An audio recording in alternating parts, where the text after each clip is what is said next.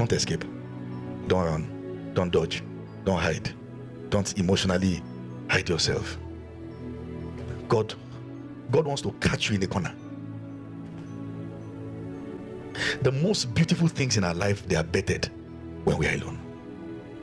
That's where you hear clearly, pure streams. Many of us are in the midst of noise, agitations, by this, by that.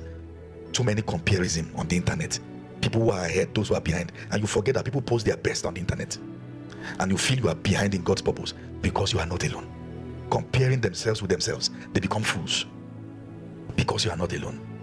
The instruction God has, listen to what I'm saying. The moment there is a pregnancy a Mary is carrying, you cannot carry that pregnancy to the midst of crowd. You must carry that pregnancy to an Elizabeth who knows what it means to be alone. There are instructions that will die once you take them to where the crowd are. Even correct instructions will look wrong because it's not at their level of maturity. Be careful who check what God is saying with you, particularly those who are loud, who are not walking in that level of devotion to God. When people, I tell people, see, people ask me, church growth is it? I said, see, have a structure to have moments in your life that you bolt the door behind you and throw away the key, seeking just one thing: light. If you look at the tabernacle of old, in the holies of holies, there's no light there. The light of that place is the presence of God. When you journey away from the noise and the cares of life, you come to that place where the illumination you will receive is God. If you come out from that place, you come out with that revelation.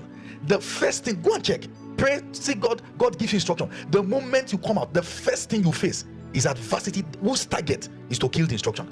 You can come out with a major word for 2024. You just can't tell the reason why your husband begin to misbehave, or your wife begin to misbehave, or your children begin to misbehave, because the seed that fell on the rock is like one that receives the word, and then the sun comes, which is adversity, but because it has no root, it dies. Listen to what I'm saying. Don't just bear shoot upwards, bear root downwards. Root is a lone journey, shoot is in the midst of crowd. Listen to what I'm saying. Growth is two ways: shoot and root, and what? Shoot. If you can preach better, they will say you have grown. It's not true. Root first is that we now know your prayer time has increased. That's root. Nobody is saying that.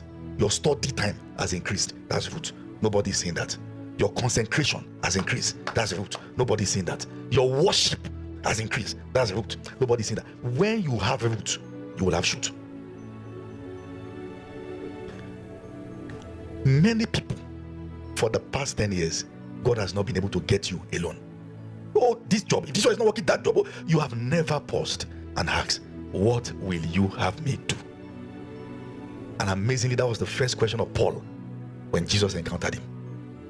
Lord, what will you have me do? If that's the question you can ask in this season, what should I do next? What's the next thing, Lord? What do you want from me? I know what it means to be alone for years. 7 years. I want to share a bit of my story. We finished campus, we all had plans. Had plans. Things we could do. Alright, had plans. I already started high in London University of Tropical Medicine for masters. And my roommate, that we all were pastors in that room, called all of us at devotion in the morning, and he said, I had a vision overnight, and he said, I saw all of us walking in a vineyard, and when it was time and everyone were submitting their cutlasses, he said, you and I came to submit ours last, and the owner of the vineyard said, we still have 2 more years to work. So we separated ourselves, 3 days dry fasting, sought the face of God, and God said, stay with me in this land for another 2 years in fasting and prayer daily. So I began that 2 years. All right, because at some point we began to ask ourselves, how are we going to survive? We have meant this. You know what that means? It means all our colleagues have gone for service, and they were uploading pictures. And after service, because I was the pastor, campus pastor, all right, the people you prayed for on campus, even your juniors have gone, and they are coming back to that same environment, and they are meeting you there. And sometimes when you go for their meetings and they preach, they are studying telling others how not to be like you.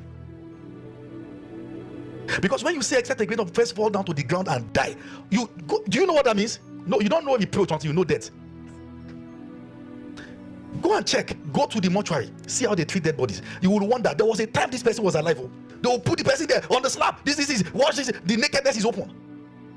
When there's death, there's shame, and it is part of the growth process. Tell me you are strong if you have not faced death. Do you know what it means to die? Not fainting. At the point where there's no form of comeliness, where people can almost write and put full stop. How are the mighty falling? But that's when God is just inventing a story. And I remember in the midst of that situation, many times I will wake up in the morning and this one is saying, we have gone for lectures, we have gone to work, and I will be in the room and I will hold the window of the room and shake it. Lose me now, let me go. I'm not a lazy man. An instruction is binding you. You will head it. You can't see the one who said it, and you know you can't jump out because you have signed a deal.